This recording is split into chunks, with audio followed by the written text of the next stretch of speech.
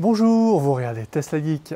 Fin septembre, j'étais l'un des premiers en France, si ce n'est le premier, à vous présenter le kit solaire avec batterie de la marque Anker Solix baptisé SolarBank. Son objectif est simple, stocker le surplus de production solaire de la journée dans une batterie d'1,6 kWh pour réinjecter cette énergie plus tard à la nuit tombée et ainsi optimiser son taux d'autoconsommation et au final faire encore plus d'économies sur sa facture d'électricité. Je vous avais présenté leur système et son fonctionnement dans une vidéo qui a plutôt bien marché en termes de vues. Preuve en est que c'est un produit qui vous interpelle et que la renommée de la marque vous a aussi donné envie d'en savoir plus. Ça fait maintenant plus d'1 mois que je l'utilise au quotidien.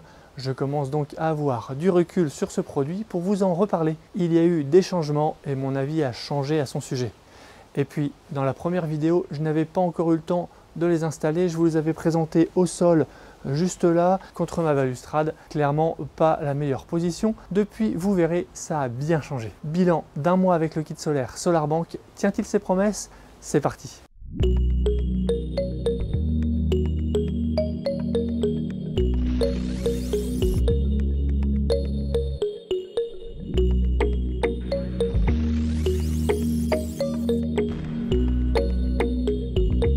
Bon, le mieux pour vous en parler, c'est encore de monter sur mon toit, là-haut, là où je les ai installés.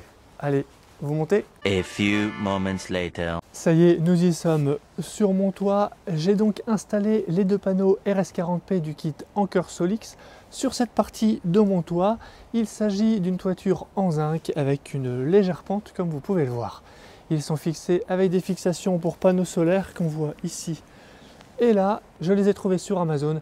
C'est assez facile à installer pour qui est un peu bricoleur. Je n'ai pas lavé les panneaux avant la vidéo pour vous montrer les conditions réelles de mon utilisation. Visiblement, à plat, ils se salissent plus vite que quand ils sont inclinés. Certainement dû à la pluie parfois stagnante. Chaque panneau fait 440 watts crête et je dois avouer qu'ils m'impressionnent par leur efficience. J'ai 2 panneaux d'une autre marque posés un peu plus loin sur un toit ici dans une même configuration assez plate, toiture en zinc, ce qui me permet vraiment de pouvoir les comparer. Déjà avec 440 watts crête comparé aux 405 des autres, ils produisent naturellement plus.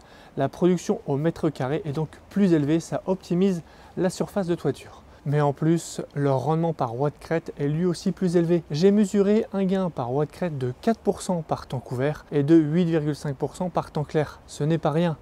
L'inclinaison de mes panneaux, presque à l'horizontale, n'est clairement pas optimale, surtout en hiver quand le soleil est rasant. Dans l'idéal, il aurait fallu mettre vraiment des supports pour les mettre inclinés, mais si j'avais mis celui-là incliné, et bien là, avec la position du soleil, j'aurais eu de l'ombre sur le deuxième.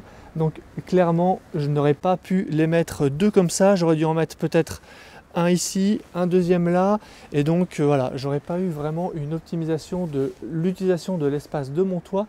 Et comme je souhaite mettre aussi d'autres panneaux à côté, et que j'ai notamment ici, vous le voyez peut-être, le Synology, il me faut composer avec ma toiture, raison pour laquelle j'ai préféré les mettre comme ça, et je sacrifie finalement l'inclinaison par rapport à pour gagner en surface. Et puis il y a le souci de la prise au vent. Je suis plus serein ainsi, même si ça nuit clairement à l'efficacité de la production solaire. Voilà pour les panneaux. La batterie, je l'ai installée ici à l'abri des intempéries, sous mon panneau Synology Play. Même si elle est résistante aux intempéries, on n'est jamais trop prudent. Ça fait d'ailleurs un lest supplémentaire, et bien qu'il n'ait pas bougé pendant la tempête de début novembre, il va vraiment falloir que je fasse quelque chose pour le fixer correctement. Petit rappel rapide du fonctionnement.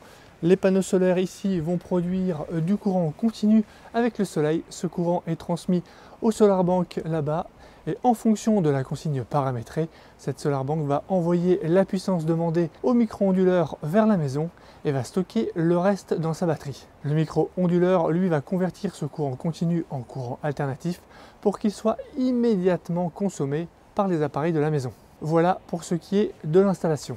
L'utilisation, quant à elle, se passe via l'app mobile Anker. C'est là qu'on peut suivre la production, suivre le niveau de la batterie et qu'on définit les consignes de charge et de décharge. On a 2 graphes importants qui nous permettent de suivre son fonctionnement. Un graphique de production en jaune. Sur le mois d'octobre, j'ai produit 30 kWh avec un pic le 1er octobre de 2,49 kWh. Je vous rappelle que j'habite près de Lille, dans le nord de la France, qu'on a eu un mois d'octobre pourri, très pluvieux, et que l'inclinaison de mes panneaux n'est clairement pas optimale. Les plus observateurs noteront un trou dans les données pendant une semaine début octobre. La SolarBank s'était mise en veille pour une raison que j'ignore. Je pense qu'elle avait perdu la connexion Wi-Fi de ma maison et que du coup elle ne produisait plus. J'avais reçu une notification sur l'app mobile pour me prévenir, mais je n'ai pas fait vraiment attention. Durant cette période, je n'ai pas de data, mais la production ne s'est pas arrêtée pour autant. Les panneaux solaires continuaient à produire de l'énergie, elle était envoyée directement dans la maison via le micro-onduleur, mais sans possibilité d'être stockée. On voit d'ailleurs sur le graphique du micro-onduleur que pendant cette période, il y a bien eu de la production, ce qui est rassurant. L'autre graphe, c'est celui en bleu qui affiche vers le bas la quantité d'énergie stockée, puis renvoyée dans la maison vers le haut. En passant le graphique en mensuel, on voit qu'en octobre, j'ai stocké 13 kWh et que j'en ai réinjecté 11. Bien sûr, on trouve le même trou au début du mois lié à la mise en veille de la SolarBank. Niveau réglage, comme j'ai un panneau Synology juste là qui injecte déjà sa production dans la maison en direct et qui par beau temps suffit à gommer mon talon de consommation, j'ai paramétré le SolarBank pour maximiser la recharge de la batterie. Ainsi, je lui ai mis comme consigne d'envoyer 0 watts dans la maison de 8h30 à 17h et 100 watts le reste du temps, donc quand il n'y a plus de soleil. Et là, grosse déception car le comportement observé n'était pas conforme à ma consigne. Par exemple, ici, les panneaux produisaient 259 watts, le SolarBank stockait 150 et renvoyait 109 watts dans la maison, alors que la consigne était de 0. Donc normalement, j'aurais dû stocker tout dans la batterie et rien envoyer dans la maison, mais c'est pas ce que je constatais. Ce que dans ma première vidéo, je pensais être une imprécision était en fait un bug et un gros défaut du produit. Ces 109 watts s'ajoutant à la production du Synology avec un risque de ne pas tout consommer. Et puis, ça donnait l'impression que le produit ne faisait pas vraiment ce qu'on lui demandait. J'ai donc remonté le point à Anker et depuis une mise à jour que j'ai faite en ce début du mois de novembre, le problème est résolu. Comme on peut le voir ici où les 372 watts de production sont bien injectés dans la batterie et 0 watts dans la maison. Ouf!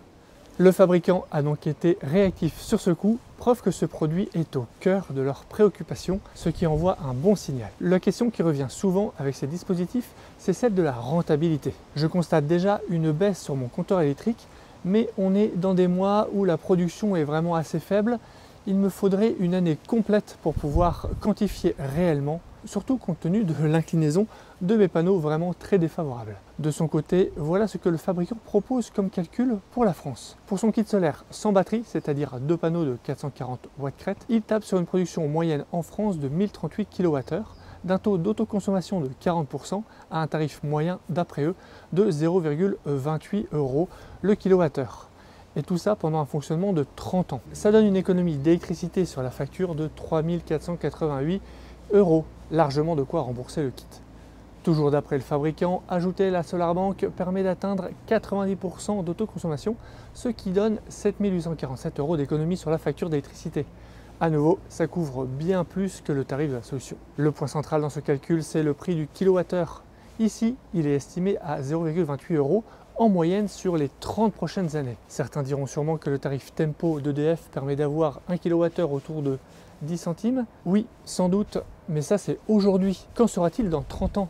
Sachant que sur les 10 dernières années, le prix de l'électricité a doublé. De mon côté, en tarif de base, mon kilowattheure est déjà à 0,2 € le kilowattheure, donc 0,28 en moyenne sur 30 ans. Ça me paraît pas mal honnête comme estimation, même plutôt optimiste. Moi, à Lille, j'estime ma production annuelle plutôt autour des 850 kWh, mais mon taux d'autoconsommation est meilleur. Avec un seul panneau, je l'avais calculé, il est de 83%. Avec 2 panneaux, je dirais autour de 70%. Si on prend mon tarif actuel de 20 centimes et qu'on dit qu'il ne bouge pas pendant 30 ans, ce qui est impossible, j'obtiens 3570 € d'économie pour le kit sans batterie et 4590 € pour le kit avec batterie. Donc même dans ces conditions très pessimistes, c'est rentable. Je vous laisse faire ce calcul chez vous en prenant soin de prendre vos propres données. Ça peut être intéressant avant de vous lancer.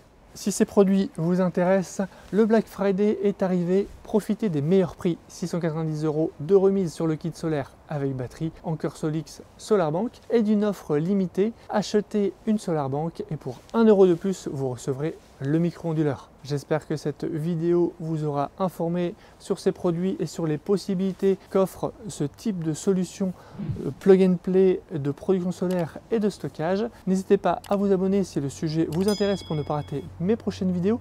Jetez aussi un œil sur mon site teslageek.fr, vous retrouverez des bons plans, des remises, une sélection d'accessoires pour les Tesla si ce sujet vous intéresse. Et je vous dis à bientôt pour une prochaine vidéo. Si tu as aimé cette vidéo ou que tu veux soutenir la chaîne, mets un like. Tu peux t'abonner pour recevoir les notifications de mes prochaines vidéos et aider la chaîne à être mieux référencée. N'hésite pas à donner ton avis en commentaire. À bientôt!